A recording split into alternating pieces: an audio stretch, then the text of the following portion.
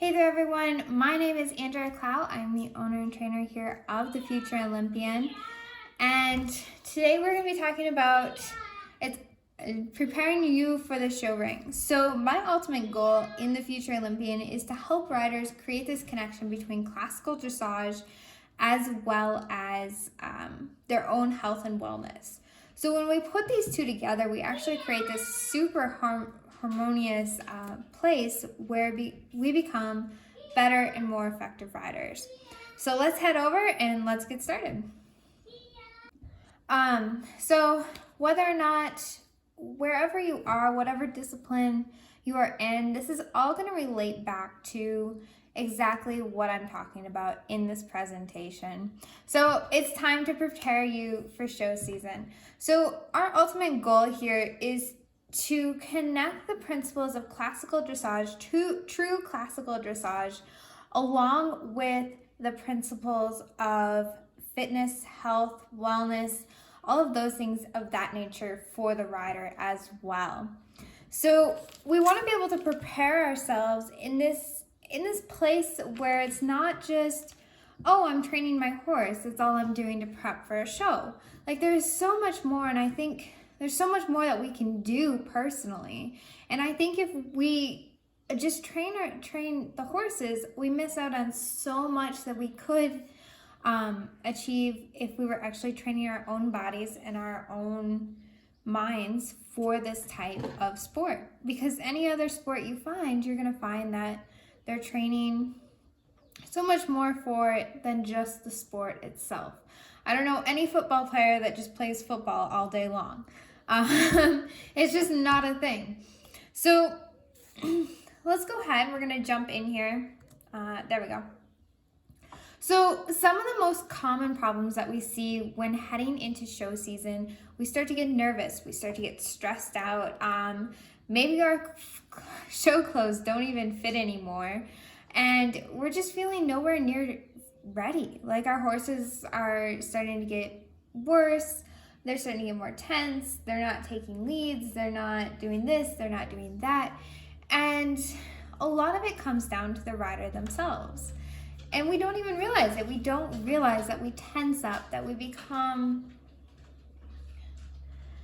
so caught up into our own feelings and our own thoughts about what's coming up. And there's so many people out there who say, oh, you just need to keep doing it. You just need to keep doing it.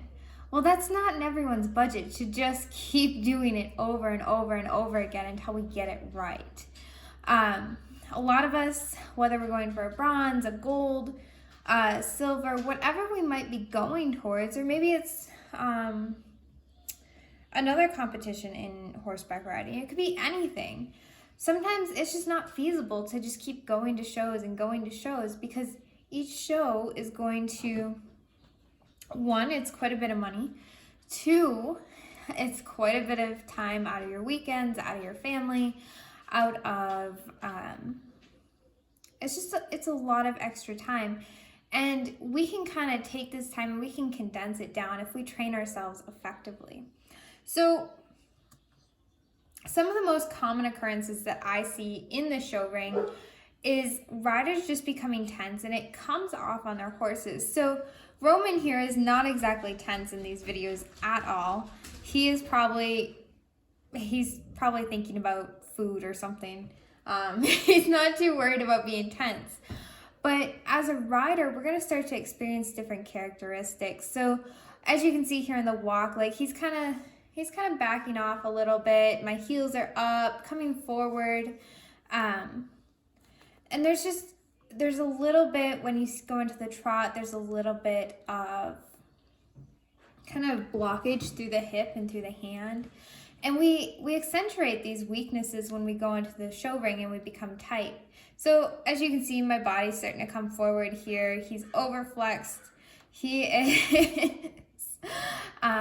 Heels are up again. Legs are probably pretty tight because the heels are coming up. So that's an obvious indication right there. And we start to see even some more like hip blockage through the posting trot because he's kind of coming down further.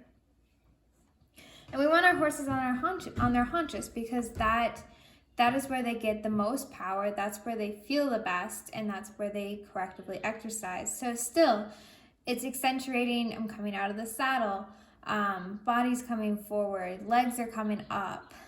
There's a lot of different things that happen when we become tense in the body. So today we're going to be focusing on the health and wellness. So that's the biggest aspect, I think, for many of us that we can start to do in our day-to-day lives so that we can reduce a lot of different things that happen in the show ring and even in our riding day-to-day or lessons. So like I said before, the heels were coming up. So what is this kind of like an indicator of? Well, a lot of times when a rider's heels start to come up, it's because of tension. It's because of weakness through that inner thigh muscle, and we're compensating by bringing that heel up so that we can get more grip on the horse's side to cue them, to ask them, to keep them forward. And when we do this, it closes our hips. So we're then losing more momentum because we're closing that hip. So let's say our hands are generally unsteady. Like we can't keep a steady contact with the horse. We're all over the place. And that's where collection just doesn't really come into play. Like it's kind of, it's like the horse is more doing it. It's not a consistent, it's very eye-catching for the judge. So, and we don't keep that steady contact, so our horses aren't exactly like sure of what's going on. And also through all of these things, we start to hunch our shoulders forward if that's a common occurrence. If we're out of rhythm with the horse, this causes back pain for not only the rider, but it also causes back pain for the horse as well. So those are some of the things that we just want to really look out for and really be open to when we're watching ourselves ride. So how can I fix this? How can I become stronger, more supple, stable, and just an all-around better rider in and out of the saddle? So we're going to kind of focus on those things through the fitness today. We're going to talk about nutrition, so how our nutrition actually affects us as riders. And we're going to touch base on mindset, which is going to cover breathing as well as goal setting and how we talk to ourselves. So first things first, we're going to talk about fitness. So fitness, this is my jam. This is right where my happy place lies. And what I have started to develop is this pyramid. So it's based off from the dressage, the 7 principles in dressage, but I took it and I made it into 4 principles for the rider. So what does the rider need to do to become more effective and more, and a better rider in the saddle? So the first thing is stabilization. Stabilization is the number one thing that we all need. So if we're not stable, we can't walk, we can't trot, we can't canter, we can't leg yield, do pee-offs. So we can't do any of this stuff because we have to be able to be stable in the saddle correctly. And where does this stabilization come from? The stabilization comes from our center of gravity. And not only do we have a center of gravity, but we also affect our horse's center of gravity. So if our center of gravity is, say, way off, then our horse's is going to be way off. Like it's just not possible. It's not probable. And we can begin to develop the center of gravity by, I love to use the image of like this ball of energy that sits down in our lower abdomen area. And when that sits down in our lower abdomen area, we can have it, we can move that energy and we can use it to propel the horse forward. So when it's sitting down there, let's just imagine that all of the energy that we use to move our horse is coming from that region. So it's like if you were standing up. Say you were standing up, your feet were together, like touching each other, legs were together, touching each other. And someone comes up and they just push you over. Well, obviously they can just push you over because you have no center of gravity, you have no balance.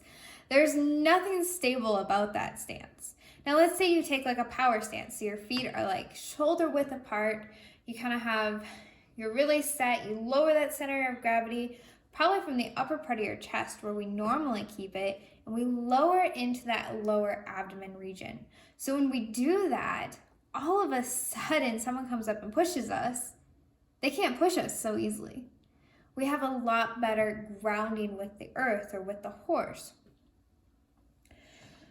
So we want to create this stabilization. When we create this stabilization in our center of gravity, we also balance out our weight.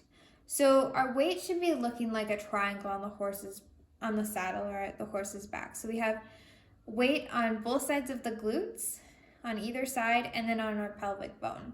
And we distribute the weight proportionally between each 3 points so that we can continue to move the horse forward, back, side, whatever direction we're trying to go for. So that's where our stabilization comes into play. Once we can create that stabilization, then we're going to follow it up into suppleness. So this is where we become relaxed. This is where we learn to kind of take our breathing and our breath and just really allow the muscles to move with the horse. So you're probably wondering, like, why wouldn't I want strength first? Why suppleness? Well, suppleness strength is kind of our worst enemy here. So if we're strong through our bodies, but we're not supple, then we're going to be counterproductive. We're going to be going the opposite direction. We're going to be fighting against the horse. It's going to be our worst enemy possible if we don't have that key to suppleness. So what we have to do is we have to take this step back, and we have to create this relaxed body that is free of resistance. Like, there's no resistance in the muscle. There's nothing holding it back from moving properly. So when we start to create this relaxation in the saddle, we start to push the horse even further forward, and this counter activates into the show ring. So if we're more relaxed over in the show ring, then our horses are going to be more relaxed in the show ring as well. So next we come into strength. So the third principle here is strength.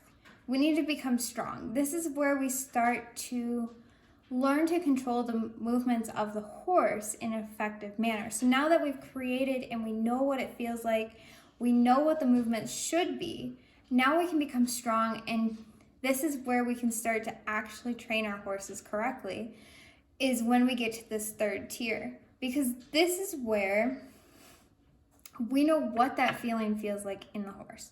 So we can counterproductive and be like, okay, this is exactly how I want you to feel. I know what it feels like when you shorten your stride. I know what it feels like when you lengthen your stride. So now I can hold you in the place where I need you to be.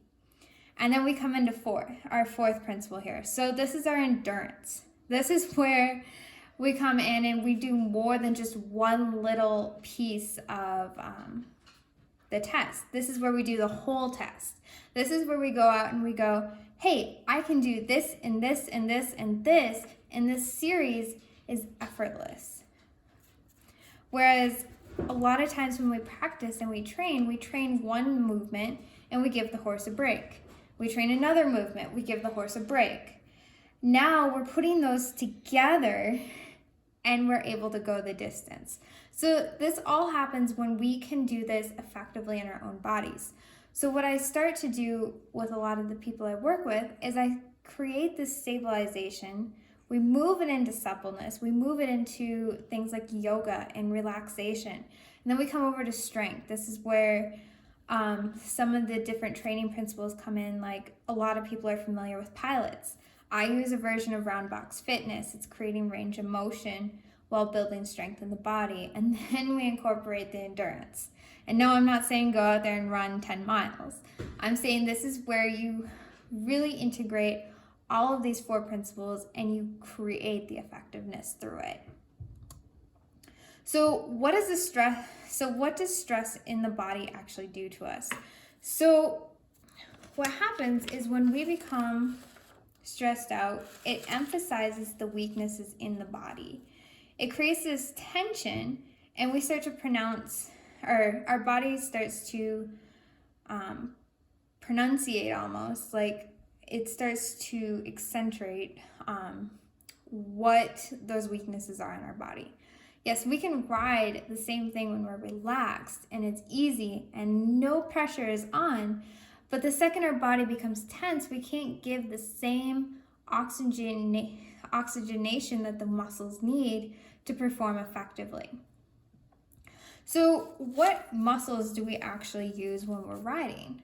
Well, there's a lot more to it than what a lot of people think. And when I first start here is I talk about the upper body. So the upper body is one of those things that we just overlook. We don't even think about it. We're like, I don't really need to train my upper body ever. Like, that's not going to help me become an effective rider. We think hips, we think abs, we think legs, we think all of our lower areas, but we never think of our upper, like shoulders and our arms. But the fact is that a lot of us, we're sitting in front of computers, we're sitting at desks, we're not utilizing our muscles in our upper shoulders that support our shoulder blades. So all of a sudden our shoulders start to come forward, we start to hunch, we start to lean forward, because all of a sudden we're becoming heavier in the front of our bodies. So when we become heavier in the front of our bodies, our automatic situation is we fall forward on the horse. So it's important that we start to train our upper bodies so that we can sit properly, because we can't just say, oh, you need to squeeze your shoulder blades together. No, it doesn't work that easily, because what happens when we just squeeze our shoulder blades together and back, we start to hollow out our backs, and we stick our chests out more, and what happens is we become disengaged with the horse because we can't use our hips properly in that position, and the lower back cannot be used as a way to endure the movements of the horse. That's not the proper wording for that, but hopefully you understand what I'm saying here. So we want to become stable through that upper part of our bodies so that we can still maintain a proper and aligned connection with the horse through our reins, because we have to keep our elbows by our sides. The second that we allow, they get tired, they are like, oh, okay, and we start to lengthen our arms out, we start to block our hips more. And when we block our hips more, we lose the momentum of the horse. So by bringing our arms back by our sides, we all of a sudden we don't have to fight the horse forward as much. And then we come down into our back and spinal muscles here. So these are the main area that create the stabilization and rotation and side flexion of the spine. So a lot of people say, oh, you need your core. And these kind of tie into that, which yes, you need your core, but you also need to have this spinal muscle to help support that core. So if you get jostled in the saddle, you're able to catch your balance. You're able to move fluently in that spinal region to stay with the horse and stay coordinated. So even if you're doing like side flexion or rotation, so you're turning a corner, you're doing a leg yield, you need a little bit of rotation in the hip. You need to be able to have that relaxation and that movement of ease through that part of the body.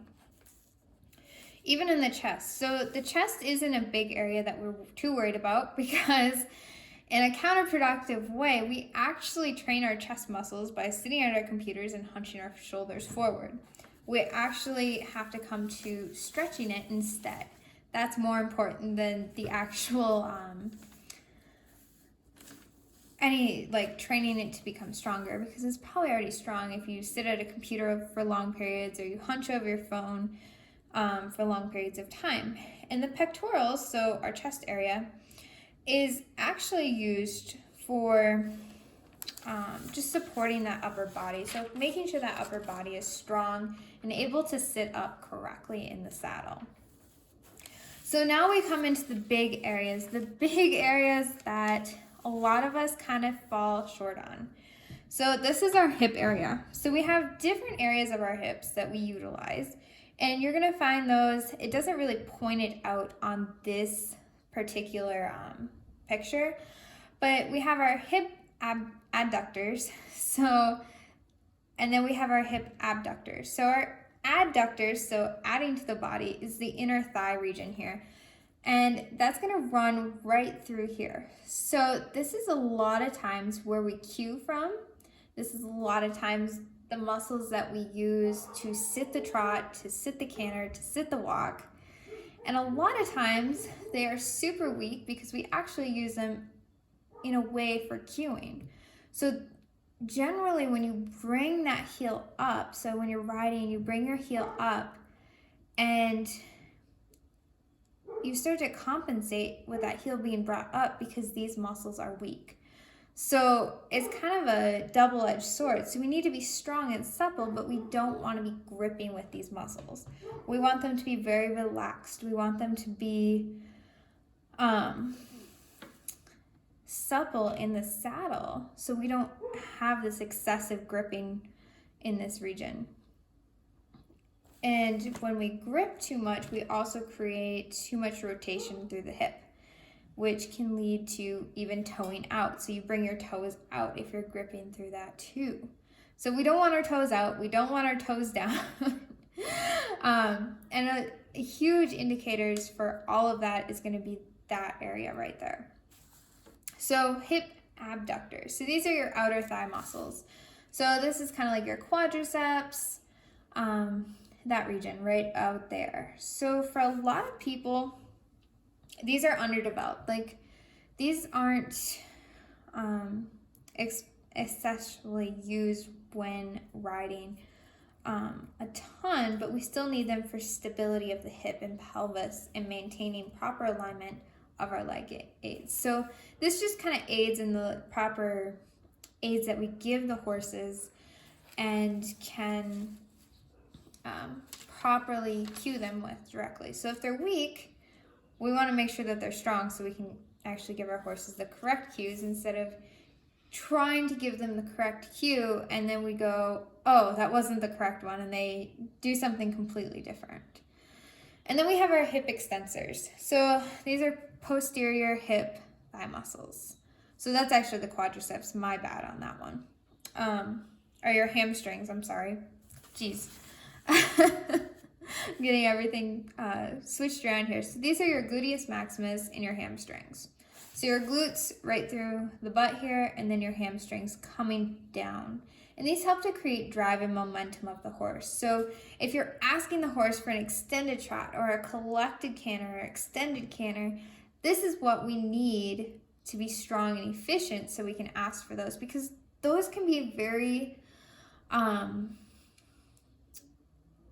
they can be very, very unstabling for a rider. So for a rider to try and sit like a canter that's out, or extended canter and extended trot, if a rider's trying to sit that, that's kind of nerve-wracking for some riders, and it's understandable because it's asking the horse to go at a faster rate of pace. And a lot of times these horses have these huge movements and we're like, oh my goodness. And they also kind of act, so our glutes also act as a buffer between the hamstring and the low back. So they're taking all of that suspension or all of the movement of the horse, and they're kind of breaking it so it's not so jarring on the rider. All right, so that's our fitness section here. So now we're going to step over into the mindset. And the mindset, I think, is the biggest key component for many, many riders. In the mindset, we have to be pay very close attention to what we're telling ourselves when we're in the saddle and when we're out of the saddle. So automatically when we get on the horse, our subconscious mind is like, oh my gosh, like, okay guys, we need to take a step back here. Like, my feet are not touching the ground. I have probably no control over this animal. He is about 10 times heavier than I am. And this is just not a good situation that I have put myself into. That is what our subconscious mind tells us the first time we get on a horse. And then it kind of, depending on your experience from that point, it kind of changes over time. So you could become better, that mindset could become easier, or it could become harder because something is telling you that this is not a good idea. So we have to be very, very cautious of what we're telling ourselves in the mind to become a better, when we're looking to become a better rider. And a lot of times, one of the best things that we can do is we can set an ultimate goal. So what is our ultimate goal? Is our goal to, is it to ride and get all of our medals? Is it to just go out there and have fun? Is it to be able to go down the trail by yourself? What is that ultimate goal that you have for yourself? Maybe it's just getting out there and having fun and you just enjoy showing for the joy of doing it. You've got to have this mindset that you are always looking to become a better rider, and there's always more that you can continue to learn throughout this. So taking that goal and just expanding on it. So what do I want to be? What do I want to do with what I am doing right now? And a lot of us, our ultimate goal is just to become a better rider. That is our ultimate goal. So if we're going to shows, why not look at the show as this is a way to get a very, very short lesson in a very short period of time and just get comments and feedback on how I look, how the horse looks, and what I can continue to work on to become better. And I promise you, no one in 200 years from now is going to remember that one horrible ride you had. I promise that. So it's really important that we find that goal and we find what we're looking to achieve, and then we start to implement the things that we need around it. So one of the first things that we need to start doing is, what is the right environment for me? What environment is going to give me the positive rules that I need in my riding? So that might be changing barns sometimes. That might be getting more out and around active people that are doing this. This might be getting lessons from a trainer. This might be working for a barn that you just kind of get accustomed to the people that are in the show area. And you start to put yourself into this environment and you start to become less and less and less uptight and nervous. And then it's also important that you take a step back and you go, okay, what are my triggers? What are the things that cause me to feel stressed? Maybe it's my horse freaking out. Maybe it's new surroundings. Maybe it's a thunderstorm. Maybe it's certain people that watch you ride. There's all these different things that can factor into what it looks like to become an effective rider and to hit that goal for us. And then we want to take it over into our limiting beliefs. So what are the different things that are holding us back from becoming a better rider? Maybe subconsciously we sit there and tell ourselves, oh, I'm never going to be good. I don't enjoy showing, or I get super nervous at shows, or my horse always freaks out when we go different places. These are limiting beliefs that we often find ourselves holding ourselves back, and it counteractivates everything that we're setting out to achieve. So it's super important that we take this step back and we go, okay, this is what's affecting me. This is how I can start to tell my brain this is a different way of formatting it. So saying I get super nervous at shows, we can say I'm super excited when I get to show. I get to go out, I get to see my friends, I get to hang out with my horse. There's so much I get to do when we're out here. So that falls into that negative thoughts too. So it's all about changing the perspective of what the environment we're putting ourselves into. And we can start to create routines and systems. And this is where I start to incorporate the breathing. So when you get on and ride, keep your routine consistent. What is consistent about your routine? Is it the certain brushes, the order that you use your brushes in? Is it you do deep breathing or a warm-up right before you get on your horse? Maybe you get on your horse and you do some deep rhythmic breathing and you ground yourself. There's loads of different ways that we can create routines and systems so that we create this calmness in what could be a very, very tense time for our horses and for ourselves. And we can do different practices of breathing. I think there's a lot of really good ones, and there's a lot of, they're just kind of like, they're mediocre. They're not super important.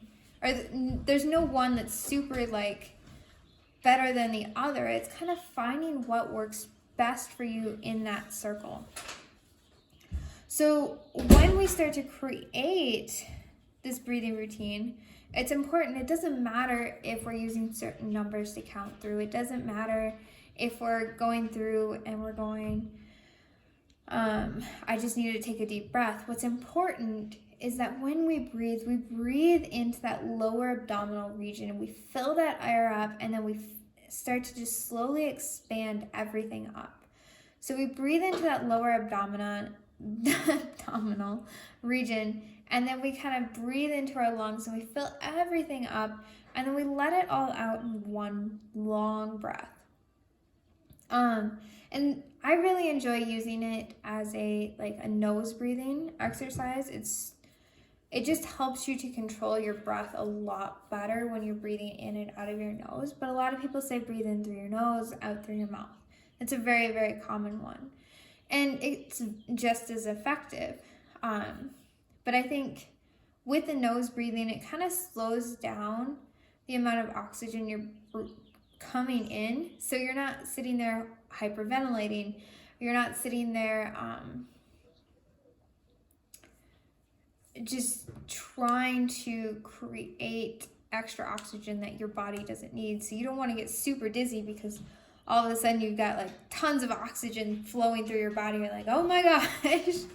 That's not the best candidate either. So it's important that we take this step back and we go, okay, so this is where I'm at. I need to relax my body. I need to relax different muscles. You can take different muscle groups and just be like, okay, is this muscle group relaxed? Is this relaxed? Is this relaxed? And we can kind of do this system when we first get on, when we're at home, and we can do the same thing at the show. At the show, it's going to be a little more challenging because you've got people going on around you. It's a new place, it's a new environment, but it's very, very, very important for yourself and for your horse to put yourself in a position where you are calm, you are effective, and you're confident in your own abilities. That is the true importance of all of the mindset work that you do. All right, so our last topic for the evening is nutrition. So when we start to look at nutrition, a lot of people are like, it's not as big of a deal. There's not a ton to it. It doesn't affect my riding very much, but it does affect your body. So it's important that we learn to discover kind of what we're eating. What are we putting into our bodies? What is the actual nutritional value of what we're eating? So everybody knows nutrition is important, but are we actually paying attention to what we are eating in our day-to-day life? Probably not. So if we take a step back and we start looking at the different foods we eat, a lot of times we're like, oh, I gotta go on this diet, I gotta go on this diet or this diet, and we're kind of all over the place and we burn ourselves out on these random different diets, or we just try cutting everything out of our diet. And we're like, oh my gosh, I can't do this.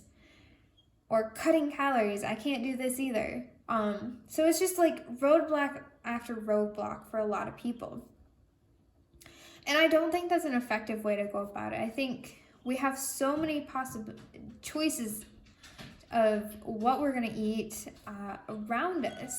We have family events, we have different things that we attend, we have all these different things that we go to, and it's not probable a lot of times for us to just cut everything out of our diet and go with a specific diet. So what I think is very, very effective and what's important is to see how the different foods affect your body.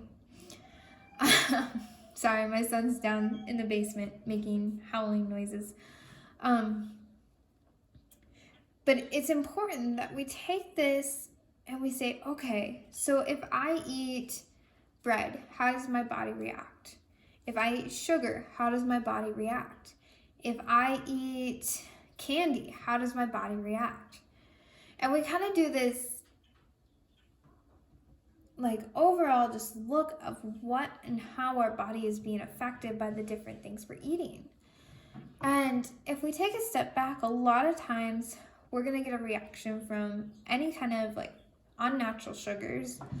We're going to get a reaction from dyes, like food dyes. We're going to get a reaction from processed foods because they're filled with chemicals that they'll probably still be good in another 20 years from now. We might get a reaction with wheat. That's a big one for a lot of people. And I'm trying to think of the other big one. Like seafood's one I think that a lot of people have a lot of issues with as well. And we start to look at these different things and we start to take notice and we're going, okay, so if my body is reacting to sugar, because sugar naturally bloats our body, so that little extra like belly that you have on, or fat on your belly that you think you have, it might just be bloating from sugar. Or you have food dyes. You don't feel concentrated when you eat processed foods or foods with dyes in them. So food dyes actually affect a lot of children with like ADHD or ADD because they just react off from it. And I think red dye is your absolute worst one that you can have. What about wheat? So for me, myself personally, I used to get horrible headaches from wheat. Like my body was like, no.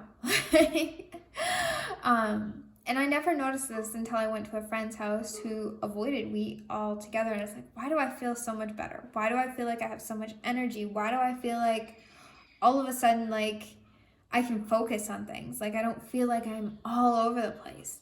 And it turned out it was just a sensitivity to what I was eating before. So when we started to wean off from the wheat and we started to come off from the sugar and the high fructose corn syrup, I was like, oh my gosh, like sitting in a chair for an hour or two isn't as horrible as it felt like a while back. Or doing homework, it wasn't as horrible as it was a couple weeks ago. So it's important that we start to create just healthier choices in what we eat. Like we can even go to Burger King and you can get like a grilled chicken without the bread and you can eat french fries. Like I believe their french fries are gluten-free there. Or you can go and you can get a salad, or you can get just like a hamburger patty. Like there's little things that you can start to do and change in your diet. Or you can just get a little bowl of ice cream. You don't have to have that major bowl of ice cream. If you go over to Europe, they literally serve you like a child-size little cup of ice cream. Like they don't give you a ton of ice cream and you sit there and you eat it with a little spoon. So it feels like it's a ton of ice cream and you're done and you're like, I guess it's not so bad. Like I didn't need that full bowl of ice cream that I wanted. It's all about making choices and just reducing them down. And I never ever recommend counting calories, especially if you're going to a horse show. Like that's just a bad combination right there. So say like you're only eating 1,200 calories a day and you go, I'm gonna eat this chocolate bar and I'm gonna eat this chicken nugget over here. And then all of a sudden you've hit your 1,200 calorie mark and you're like, what do I do now? Like, I'm feeling dizzy, I feel lightheaded, I don't have the actual energy I need.